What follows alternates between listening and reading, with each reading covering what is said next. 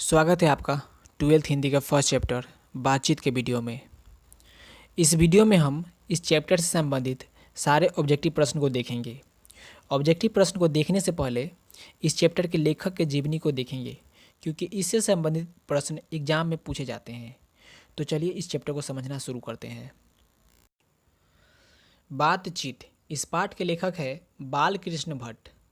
बालकृष्ण भट्ट जी का जन्म हुआ था 23 जून 1844। इनका निधन हुआ था 20 जुलाई 1914। इनकी माताजी का नाम था पार्वती देवी और पिताजी का नाम था बेनी प्रसाद भट्ट और पत्नी का नाम था रमा देवी। इनका जन्म हुआ था इलाहाबाद उत्तर प्रदेश में। इनका जन्म हुआ था इलाहाबाद उत्तर प्रदेश में। चलिए इस चैप्टर से संबंधित ऑब्जेक्टिव प्रश्न को देखते हैं। तो पहला प्रश्न है, बातचीत शीर्षक निबंध के निबंधकार कौन है? ऑप्शन है जयप्रकाश नारायण, ऑप्शन बी है मोहन राकेश, ऑप्शन सी है नामवर सिंह और ऑप्शन डी है बालकृष्ण भट्ट। तो एक का सही आंसर है ऑप्शन डी, बालकृष्ण भट्ट। चलिए दूसरा प्रश्न देखते हैं। दूसरा प्रश्न है, बालकृष्ण भट्ट का जन्म कब हुआ? ऑप्शन ए है 23 जून 1844, ऑप्शन बी है 23 जून 1884 और ऑप्शन सी है 20 जुलाई 1902 और ऑप्शन डी है 16 सितंबर 1834। तो इसका सही आंसर है ऑप्शन ए 23 जून 1844। चलिए अगला प्रश्न देखते हैं। तीसरा प्रश्न है, बातचीत साहित्य की कौन सी विद्या है? आपको बताना है कि बातचीत क्या है। ऑप्शन ए है उपन्यास, ऑप्शन बी है कहानी, ऑप्शन सी है निबंध और ऑप्शन डी है नाटक। तो इसका सही आंसर ऑप्शन सी, निबंध। बातचीत साहित्य की निबंध है। चलिए अगला प्रश्न देखते हैं, चौथा। तो अगला प्रश्न है, बालकृष्ण भट्ट किस काल के रचनाकार है? ऑप्शन ए आदिकाल, ऑप्शन बी भक्ति काल और ऑप्शन सी है रीति काल और ऑप्शन डी है आधुनिक काल। तो इसका राइट आंसर है ऑप्शन डी, आधुनिक काल। चलिए अगला प्रश्न देखते हैं, पांचवा प्रश्न है, बालकृष्ण भट्ट ने किस पत्रिका का संपादन किया था? ऑप्शन ए है हुंकार, ऑप्शन बी है हिंदी प्रदीप और ऑप्शन सी है आर्यावत और ऑप्शन डी है पंजाब केसरी। तो इसका सही आंसर है ऑप्शन बी, हिंदी प्रदीप। चलिए अगला प्रश्न देखते हैं। अगला प्रश्न है, मनुष्य की बातचीत का उत्तम तरीका क्या है? ऑप्शन है विद्वतापूर्ण बात करना, ऑप्शन बी है तर्कपूर्ण बात करना और ऑप्शन सी है भीड़ से बात करना और ऑप्शन डी अवाक होकर अपने से बात करना। तो इसका सही आंसर ऑप्शन डी। चलिए अगला प्रश्न देखते हैं। सातवां प्रश्न है, संवाद में सबसे महत्वपूर्ण क्या है? ऑप्शन ए तर्क, ऑप्शन बी जिज्ञासा, ऑप्शन सी आत्मीयता और ऑप्शन डी प्रवाहपूर्ण भाषा। तो सात का सही आंसर है ऑप्शन सी। चलिए अगला प्रश्न देखते हैं, आठवां प्रश्न है, बालकृष्ण भट्ट किस युग के रचनाकार है? ऑप्शन ए भारतेंदु युग, ऑप्शन बी प्रेमचंद युग, ऑप्शन सी है द्विवेदी युग और ऑप्शन डी इनमें से कोई नहीं। तो बालकृष्ण भट्ट भारतेंदु युग के रचनाकार है। तो इसका सही आंसर है ऑप्शन ए। चलिए अगला प्रश्न देखते हैं, 9 का। अगला प्रश्न है, बालकृष्ण भट्ट का जन्म कहाँ हुआ? Option A Samastipur Bihar, option B Patna Bihar और ऑप्शन सी है वाराणसी उत्तर प्रदेश और ऑप्शन डी इलाहाबाद उत्तर प्रदेश। तो 9 का सही आंसर है ऑप्शन डी, इलाहाबाद उत्तर प्रदेश। चलिए अगला प्रश्न देखते हैं। अगला प्रश्न है, बालकृष्ण भट्ट का निधन कब हुआ? ऑप्शन ए है 17 जुलाई 1911, ऑप्शन बी है 18 जुलाई 1912, ऑप्शन सी है 19 जुलाई 1913 और ऑप्शन डी है 20 जुलाई 1914।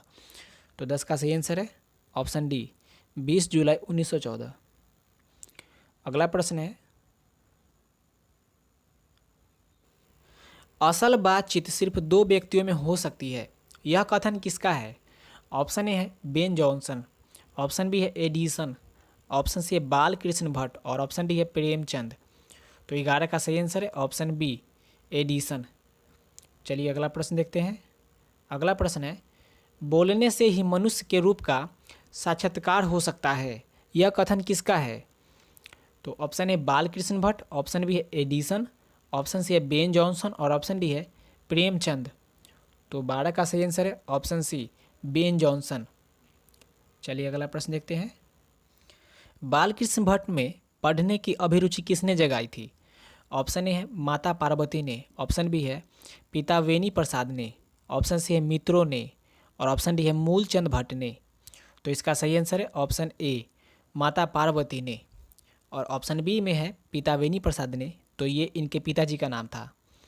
और ऑप्शन सी है मित्रों ने, तो मित्रों तो मित्र ही है। ऑप्शन डी मूलचंद भट्ट ने, तो मूलचंद भट्ट इनके पुत्र का नाम था। चलिए अगला प्रश्न देखते हैं। अगला प्रश्न है बालकृष्ण भट्ट ने लगभग कितने निबंध लिखे थे। आपको बताना है कि लगभग कितने निबंध लिखे थे। तो ऑप्शन है 1000, ऑप्शन बी है 1001, ऑप्शन सी है 1002 और ऑप्शन डी है 1004। तो यहाँ लगभग में पूछा गया है, तो इसका राइट आंसर ऑप्शन ए 1000। चलिए अगला प्रश्न देखते हैं। अगला प्रश्न है निम्नलिखित में से कौन सी रचना बालकृष्ण भट्ट की है। ऑप्शन ए भट्ट निबंध माला, ऑप्शन बी नूतन ब्रह्मचारी और ऑप्शन सी है बाल विवाह और ऑप्शन डी इनमें से सभी। तो ये तीनों ही बालकृष्ण भट्ट की रचना है।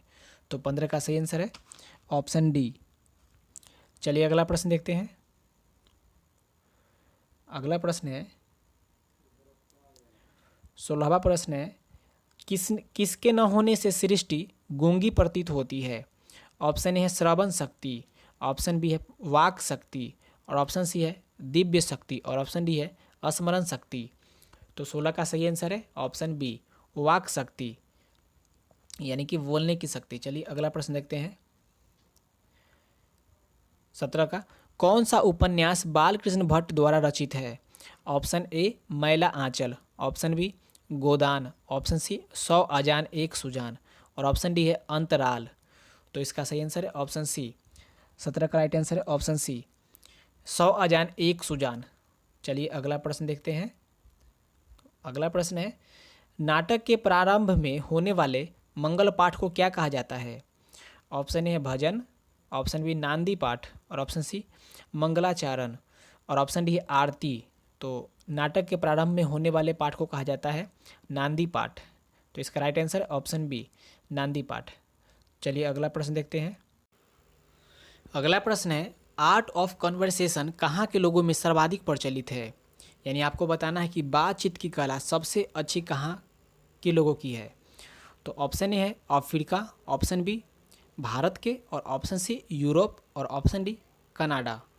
तो इसका सही आंसर ऑप्शन सी यूरोप, यानी आर्ट ऑफ कन्वर्सेशन यानी बातचीत की कला यूरोप के लोगों में सबसे अच्छी पाई जाती है। चलिए अगला प्रश्न देखते हैं।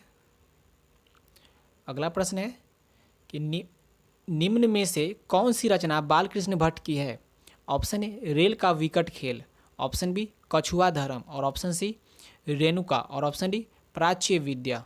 तो 20 का सही आंसर है ऑप्शन ए रेल का विकट खेल, ये बालकृष्ण भट्ट की रचना है। तो चलिए अगला प्रश्न देखते हैं। अगला प्रश्न है कौन सी रचना बालकृष्ण भट्ट की नहीं है। यानी आपको बताना है कि इनमें से कौन सी रचना बालकृष्ण भट्ट की नहीं है। Option A Nutan Brahmachari, option B 100 अजान एक सुजान और ऑप्शन सी सद्भाव की अभाव और ऑप्शन डी है परीक्षा गुरु। तो इसका सही आंसर ऑप्शन डी परीक्षा गुरु, यानी इसमें से तीनों ही बालकृष्ण भट्ट की रचना है और ऑप्शन डी नहीं, यानी परीक्षा गुरु नहीं है। तो यानी इसका सही आंसर ऑप्शन डी। चलिए अगला प्रश्न देखते हैं। 22वां प्रश्न है बालकृष्ण भट्ट के पिता का क्या नाम था। ऑप्शन है राम कुमार भट्ट, ऑप्शन बी है राजकुमार भट्ट, ऑप्शन सी है बेनी प्रसाद भट्ट और ऑप्शन डी है श्याम प्रसाद भट्ट। इसका आंसर आप हमें कमेंट करके बताएं, क्योंकि इसका आंसर आपको शुरू में ही बता दिया गया है। चलिए अगला प्रश्न देखते हैं। अगला प्रश्न है हिंदी प्रदीप मासिक पत्रिका पहली बार कब प्रकाशित हुआ था। तो इसका राइट आंसर ऑप्शन बी 1 सितंबर 1877 में। चलिए अगला प्रश्न देखते हैं। अगला प्रश्न है बातचीत के माध्यम से बालकृष्ण भट्ट क्या बतलाना चाहते हैं। ऑप्शन है बातचीत की शैली, ऑप्शन बी भाषण की शैली, ऑप्शन सी है संवाद की शैली और ऑप्शन डी है इनमें से कोई नहीं। तो इसका सही आंसर ऑप्शन ए बातचीत की शैली। चलिए इसके बाद का प्रश्न देखते हैं और ये हमारा अंतिम प्रश्न है रॉबिन्सन क्रूसो को कब तक मनुष्य का मुख देखने को न मिला। ऑप्शन ए है 12 वर्ष तक, ऑप्शन बी है 17 वर्ष तक, ऑप्शन सी है 10 वर्ष तक और ऑप्शन डी है 16 वर्ष तक। तो इसका राइट आंसर ऑप्शन डी 16 वर्ष तक। तो ये था इस चैप्टर से संबंधित सारे महत्वपूर्ण प्रश्न। उम्मीद है कि आपको हेल्पफुल लगा है। अगर हेल्पफुल लगा है तो लाइक शेयर जरूर करें और हमारे चैनल से जुड़ने के लिए सब्सक्राइब करना ना भूलें। Thanks for watching.